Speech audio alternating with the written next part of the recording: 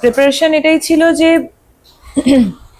শ্রীয়ের না খুব লেয়ারে লেয়ারে মানে পরতে পরতেই ভালনারেবল না, কখনো ভীষণ সফট, কখনো ভীষণ হার্ড, মানে এই যে এই প্লে অফ ইমোশন গুলো সেগুলো খুব সাটল ওয়েতে কিভাবে দেখানো যায়, সেটাই আমার মেন এজেন্ডা থাকে। মানে আমাকে তো মানুষ দেখতে পাবেই না, যখন ছবিটা দেখবে, যখন চরিত্রটাকে দেখবে, তখন যেন আমার আগের করে আসা চরিত্রগুলোর সাথেও কোথাও না মিল পায়।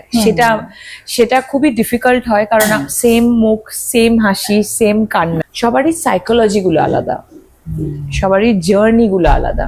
সো আমার মনে হয় সেটা যদি ধরে ফেলতে পারে, তো আমরা যিশুদা সৌরভকে এত বছর ধরে চিনি, ওদের যে জার্নিটা ওরা করেছে, আমি ওয়াইসো সিরিয়াসে শুধু বলছি, ওদের নিজেদের ফিল্মোগ্রাফির জার্নি বলছি না, ওয়াইসো সিরিয়াসে যে জার্নিটা, সেটা খুবই আমাদের কাছে আপন। মনে পড়বে না, কারণ প্রচুর ঘটনা হয়তো এরকম আছে, মানে যেটা আমি instantly switch off switch on করতে হয়েছে, বিকজ আমরা মানুষ, আমি মনে করি আমরা সব পারি যদি আমরা চাই।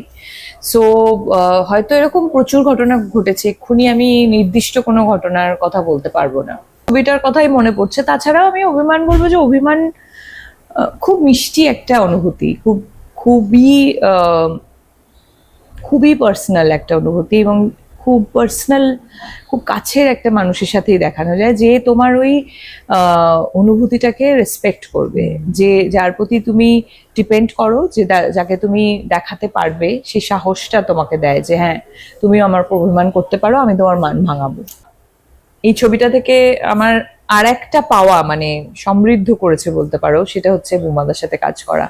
বুম্বাদার এতগুলো ছবি, সব ছবির এক্সপিরিয়েন্স নয়, কিন্তু কিছু কিছু ছবির এক্সপিরিয়েন্স, তার গল্প সেই সেটে, আর ঠিক তার এই ছবিটা শুরু হওয়ার আগেই বুম্বাদার যে বইটা, সেটা আমি পড়ে তারপর বুম্বাদার সাথে শুটিংটা করতে গেছি।